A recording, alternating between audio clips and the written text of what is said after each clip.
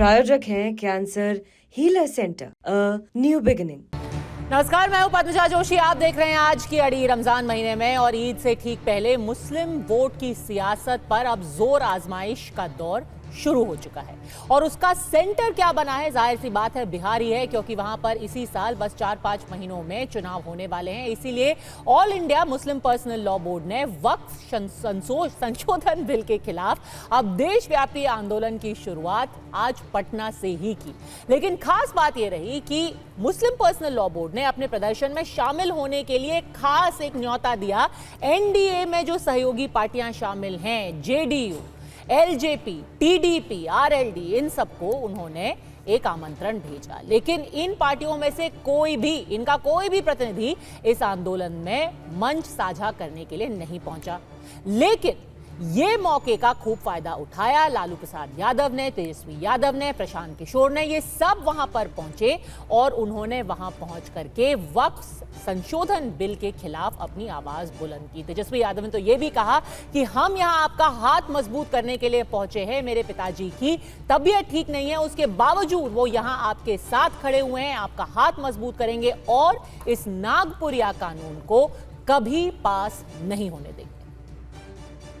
अगर एक होकर के हम लोग लड़े तो इंशाअल्लाह हम लोगों की जीत तय है और हम लोग संविधान को बचाने का काम करें। किसी भी कीमत पे नागपुरिया कानून को हम लोग लागू नहीं होने देंगे, नहीं होने देंगे। यहाँ इनका व्यक्तिगत होना इस अवस्था में और क्या दर्शाता है कि उस बिल के खिलाफ है, यही अपने आप में संदेश है।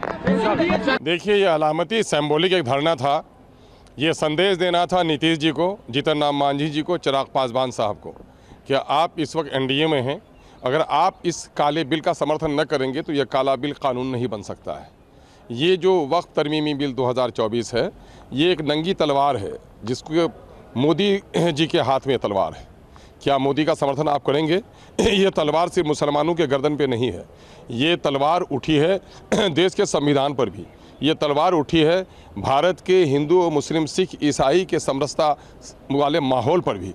अगर ये काला कानून पास हो गया तो पूरे मुल्क में खाना जंगी होगी। हमारा आवाज़ एक ही है कि वक्फ अमेंडमेंट बिल ये संविधान के खिलाफ है, कॉन्स्टिट्यूशन के खिलाफ है। इसलिए हम कॉन्स्टिट्यूशन को बचाने के लिए लड़ाई लड़ रहे हैं और बिहार के नीतीश कुमार जी तक हमारा ये पैगाम है कि जिस तरह से मुसलमानों का वोट आपको मिलता है, उसी तरह से आज हमारे मामले में आपको हमारा साथ देना चाहिए।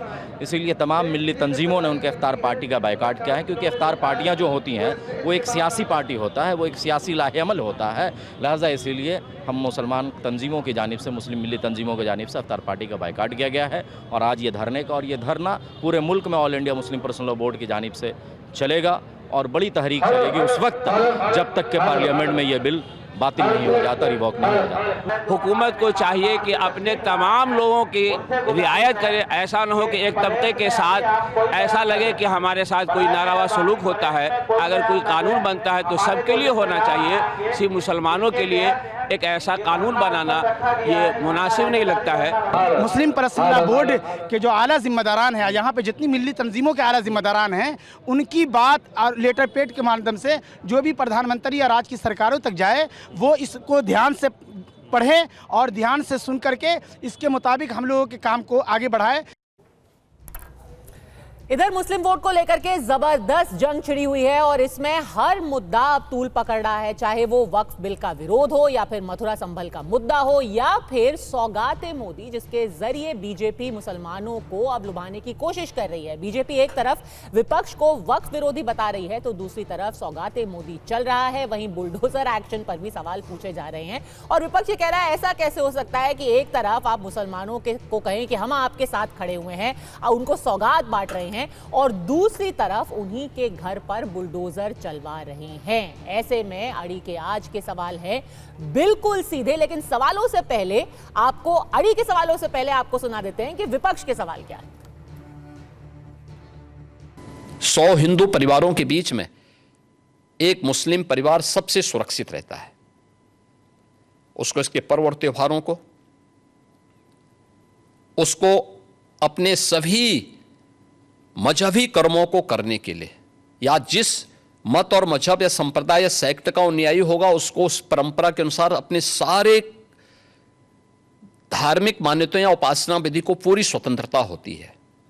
लेकिन मैं कहता हूं 100 परिवारों के बीच में, एक हिंदू की बात तो दूर करिए, 100 मुस्लिम परिवारों के बीच में 50 हिंदू सुरक्षित रह सकता है क्या? नहीं रह सकता। अब बांग्लादेश आपके सामने उदाहरण है, कोर्ट का ही आदेश पालन कर रहे हैं, न तो अब तक तो वहां बहुत कुछ हो गया होता। सनातन हिंदू धर्म के जो महत्वपूर्ण स्थल हैं, उन सभी स्थलों को हमारी विरासत के प्रतीक हैं। सवाल मस्जिद का नहीं है, जितने अतिक्रमण होंगे वो अतिक्रमण हटेंगे। भाजपा मस्जिद में कब्जा करके क्या करेगी? ये मुझे लगता है कि गुमराह कर रहे हैं। वक्फ के नाम पर आखिर कितना जमीन कब्जा करोगे? दूसरा, वक्फ के नाम पर एक भी कोई इन्होंने वेलफेयर का काम किया हो, एक भी नहीं आप गिना सकते। देखिए, वक्फ के नाम पे जो भी आता है उसने उस प्रॉपर्टी को अपने व्यक्तिगत स्वार्थ के लिए दुरुपयोग किया है, बेचा है, औने पौने दाम पे बेचा है। तो देखिए, यही सवाल बार बार पूछ रही हैं कांग्रेस जैसी पार्टियां, आरजेडी जैसी पार्टियां कि एक तरफ है सौगाते मोदी, दूसरी तरफ है धमकिए योगी। तो बिहार चुनाव के पहले क्या वोट का सियासी केंद्र बन चुका है मुसलमान वक्फ, सौगात और बिहार क्या तुष्टीकरण वर्सेस संतुष्टीकरण को लेकर के हो रही है टकरार?